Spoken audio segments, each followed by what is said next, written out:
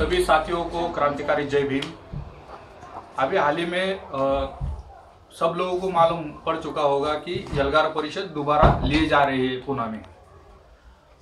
तो लोगों का बोलना यलगार परिषद मतलब क्या है? यलगार परिषद किसानों की आवाज है, यलगार परिषद दलितों की आवाज है, यलगार परिषद दबे हुए पिछड़े लोगों की आवाज है, जहां पर हर एक आदमी को अपनी बाजू मारने की जगह मिल सकती है, अपनी बाजू रखने की जगह मिल सकती है।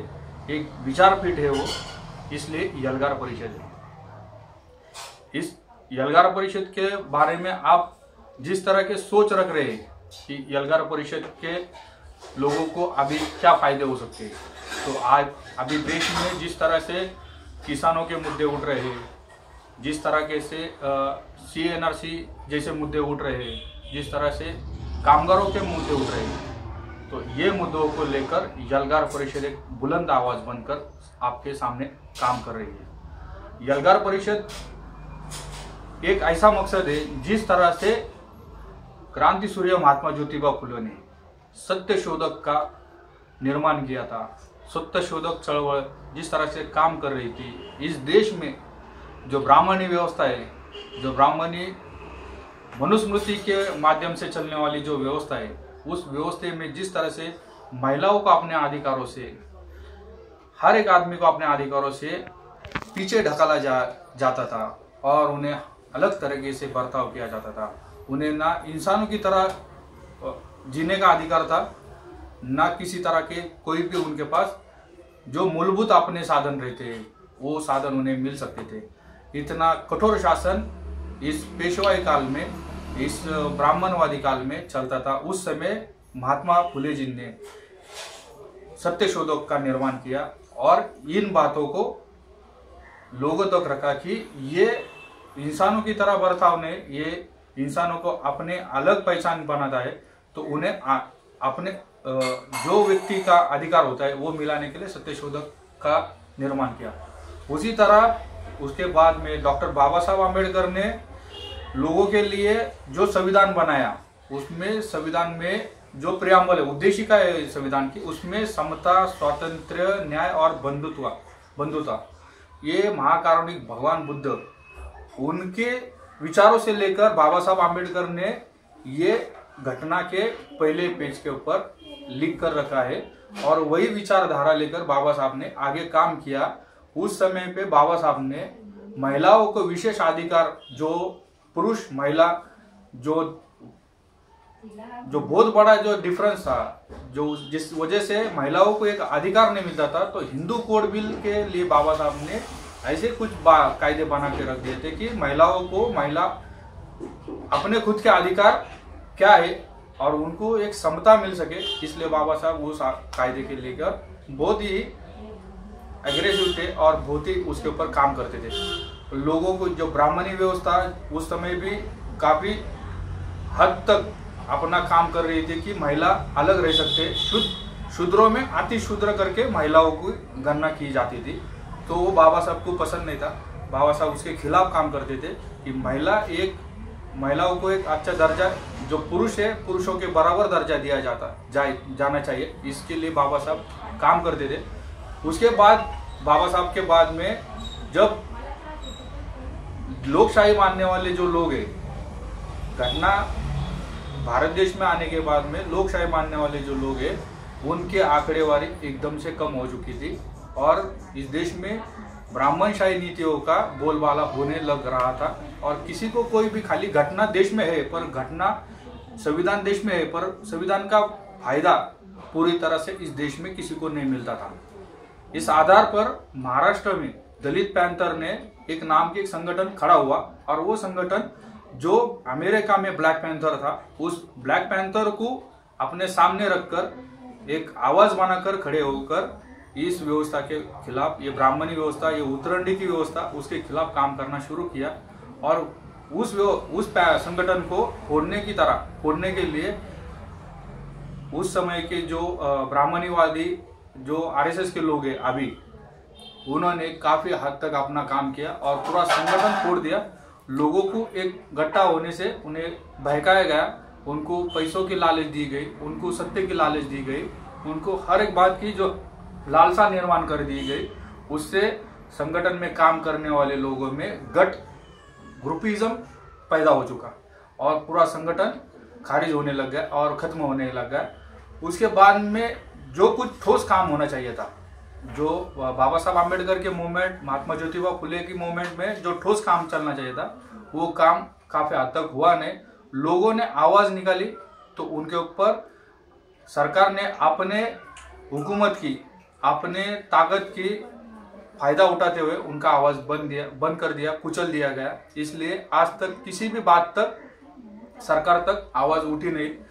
आगे जाकर इस बात को लेकर ये नए साल में जो खासगीकरण का जो साल चालू हुआ 94 में, जब उदारीकरण और खासगीकरण ये दोनों ग्लोबलाइजेशन और ये सब देश में लागू हुआ, तो पूरा उसमें अंबेडकर राइट्स पूरा खत्म कर दिया गया।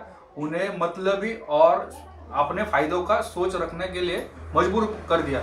तो बीच का काल जो था 94 से 2000 के आगे, तो लोगों को देश में हर एक जगह पे, यूपी रहो, गुजरात रहो, हरियाणा रहो, दिल्ली रहो, यहाँ पर महाराष्ट्र रहो, यहाँ पर दलितों के ऊपर इस तरह से अत्याचार होने लग गए थे कि उसकी परिसीमा गांठ चुकी थी। उसके लिए कोई भी आवाज नहीं उठा सकता था, और जो आवाज उठाएगा उसको खरीदी किया जा सकता था, या तो फिर उसके ऊपर झूठे आरोपों के उसको जेलों में डाल दिया जाता था। तो अभी दलितों को आवाज रखने के लिए, अपनी बाजू गवर्नमेंट तक रखने के लिए या आम लोगों तक पहुंचाने के लिए कोई जगह मिल नहीं रही थी।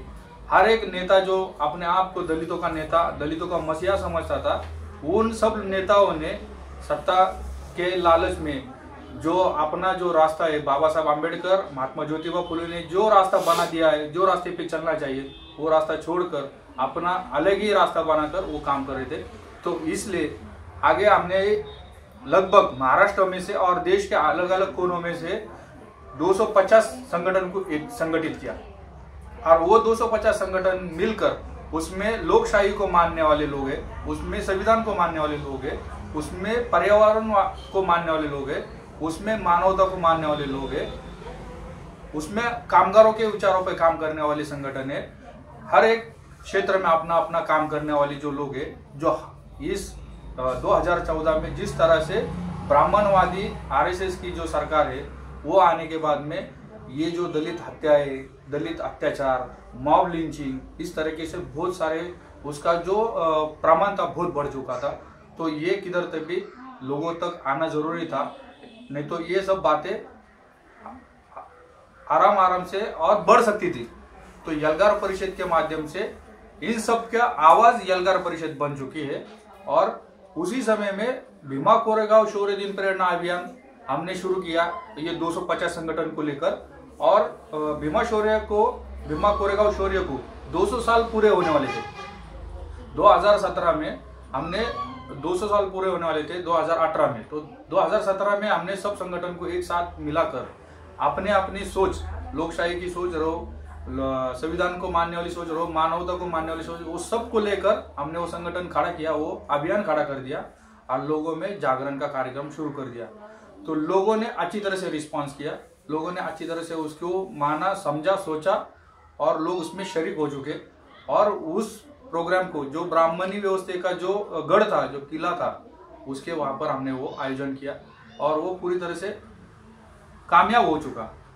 उसके बाद में ये फडणवीस जो सरकार था महाराष्ट्र में, देवेंद्र फडणवीस जी का जो सरकार था, जो बीजेपी का सरकार है, उनको ये मालूम था कि ये 250 संगठन के जो कार्यकर्ता है सब एक साथ आ चुके हैं, और ये कुछ तक भी अच्छा प्रोग्राम जो दलित बहुजन जो भटक चुके हैं उन्हें रास्ते पे लाने का ये काम कर रहे हैं, उन्हें संविधान का काम दिखाने का काम कर रहे हैं। तो इन्हें कुछ तक भी करना जरूरी है। तो उनके जो आका है, बोल सकते हैं हम कि उनके आकाओं ने, उनके जो प्यादे हैं जो महाराष्ट्र में संभाजी भिड़े और मिलिंद एकबोटे, इनके माध्यम से हम जिस तरह ये अभियान का काम शुरू कर दिए थे, तो उनके माध्यम से अभियान को खराब करना, अभियान का काम रोकना, ये काम उन्होंने शुरू कर दिया। और वो भीमा कोरेगांव का जो आजू बाजू में उन्होंने लोगों को भड़काना शुरू कर दिया। वहां पर इस तरह से भड़काऊ भाषण देने चालू कर दिए संभाजी भिड़े ने। उसके ऊपर लगभग महाराष्ट्र में 70 केसेस है कि भड़काऊ भाषण करना, पालकी में जो देऊ से लेके पंढरपुर को पालकी जाती है, संत तुकाराम महाराज, संत ज्ञानेश्वर महाराज, ये पालकियों में उन्होंने तलवारबाजी किया है। जहां पर ताल मृदंग बजते हैं, ढोल बजता है, वहां पर संभाजी भिड़े ने अपने समर्थकों को लेकर तलवारबाजी का शो किया था। और उस समय पालकी के जो वारकरी संप्रदाय, उन्होंने उनको वहां से हकाल दिया था। वो एक केस वो आदमी पर थी।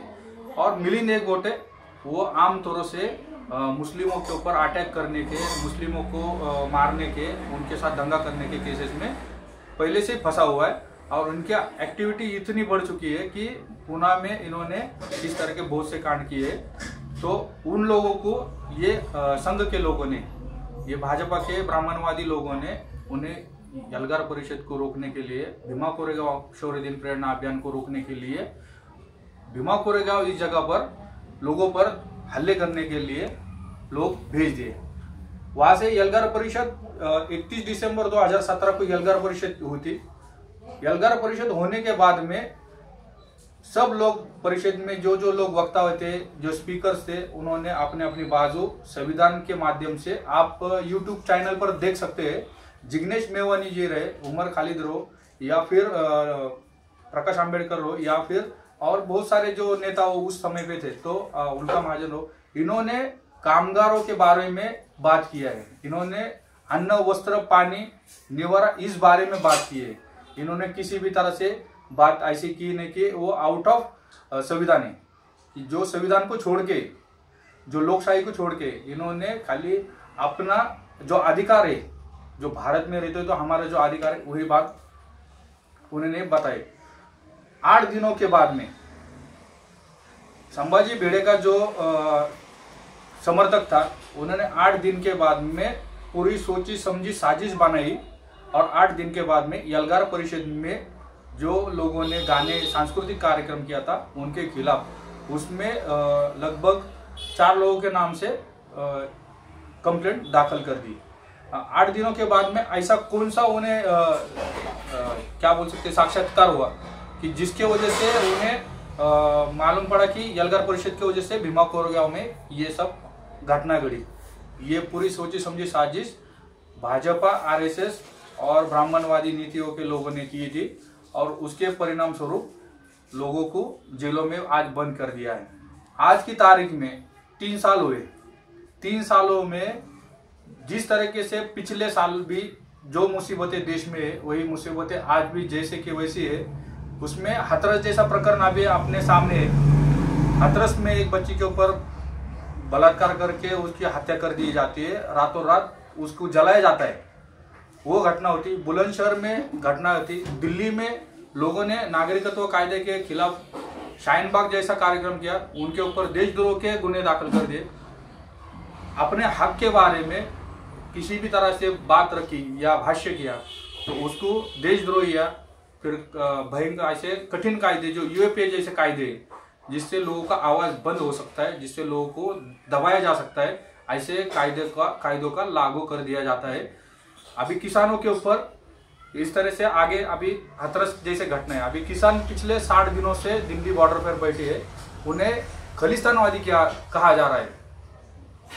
एनआरसी के आंदोलन को, शाहीन बाग को लेकर बोला जाता था कि ये चाइना पाकिस्तान से प्रोवाइड किया हुआ आंदोलन है। अभी ये खलिस्तानवादी है, इनको बोला जाता है कि ये खलिस्तान आतंकवादी लोगों ने इनको अपने खिलाफ, देश के खिलाफ काम करने के लिए बिठाए।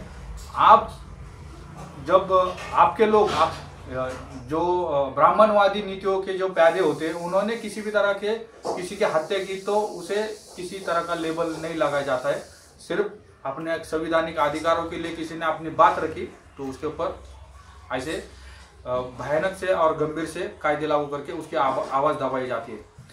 ये यलगार परिषद में हमने जिस तरह से अभी देश के कोने कोने में से जो वक्ताए बुलाए, उसमें आईएएस अधिकारी है, उसमें राइटर्स है, उसमें कल्चरल प्रोग्राम करने वाले लोग हैं। बंड सिंह जैसा कल्चरल प्रोग्राम करने वाला आदमी, जिसकी बेटी की कोई जातिवादी लोगों ने, ब्राह्मणवादी लोगों ने उसका बलात्कार करके उसका 2 पाँव और 1 हाथ काट के फेंक दिया है। एट्रोसिटी एट्रोसिटी केस उसने दाखिल किया था उसके हक के लिए। तो ऐसे कोई घटना है कि उनको न्याय देने के लिए यलगार परिषद काम कर रही है। अभी ये जो बहुजनों में, दलितों में जो अलग अलग गठ बनाकर काम कर रहे हैं, तो वो सब गठों को एक साथ करके एक आवाज बनाने की कोशिश यलगार परिषद के माध्यम से हम कर रहे हैं। और आज नहीं हुआ तो हम आगे और करते रहेंगे। पर ये सब लोगों को जिस तरह से यूपीए के अंदर कायदा डालकर जो कवि है, साहित्यिक है, जो मानवाधिकार कार्य करते, जो मानव के हक के लिए काम करते, वो है, उनको जेलों में बंद कर दिया जा रहा है। तो वो होना नहीं चाहिए। ये लोकशाही का देश है, यहाँ पर हर एक आदमी को फंडामेंटल राइट्स है, व्यक्ति स्वातंत्र है, उन्होंने अपनी बाजू रखना जरूरी है। और जो सत्ते में रहते हैं उन्होंने उनकी बाजू मानना और समझना जरूरी है। कोई भी एक तरफा निर्णय कोई भी सत्ताधारियों ने नहीं लेना चाहिए, ये हमारी बात है। ये लोकशाही का देश है तो इसका लोकशाही का अधिकार लोगों को देना चाहिए। अभी काफी दिनों से हम यही बात है कि इसमें कितने संगठन है, हम 250 संगठनों का बोल रहे हैं। अभी नए से हाल ही में हमारे पास शेतकरी संगठन के लोग भी आ रहे हैं। शेतकरी अभी हमारा यलगार का टीम भीमा कोरेगांव शौर्य दिन अभियान का टीम दिल्ली गया था, वहाँ से कुछ लोग हमसे जुड़ चुके हैं, वो कार्यक्रम में आने वाले हैं। और दूसरा जो CA/NRC के लिए शाहीन बाग का काम किया था, वो लोग हमसे जुड़ने वाले। मुस्लिम संगठन है वो है। और क्रिश्चियन कम्युनिटी जो आज तक कभी ये बातों के अंदर नहीं था, वो खाली अपना क्रिश्चियनिटी के ऊपर काम करता था, पर उन्हें मालूम पड़ चुका है ये लोकशाही में ये धोखा निर्माण हो चुका है कि आज घर वापसी जैसे प्रोग्राम खड़े किए जा रहे हैं, आज लव जिहाद जैसे प्रोग्राम खड़े किए जा रहे हैं। आप तलवार के टोप के ऊपर लोगों को घर वापसी करने वाले क्या? ये लोकशाही में धर्म परिवर्तन करने का हर एक आदमी को हक है कि उसे जिस धर्म को, जो सांप्रदाय से उसे सत्यता मिलती हो, तो वो सांप्रदाय में शामिल हो सकता है। तो यहाँ पर इस प्रोग्राम का इस देश में लागू करने का ये जुल्म है, ये अत्याचार है, ये दमन है। तो इसके खिलाफ आवाज उठाने के लिए क्रिश्चियन लोग भी इस कार्यक्रम में यलगार परिषद में शरीक हो रहे हैं।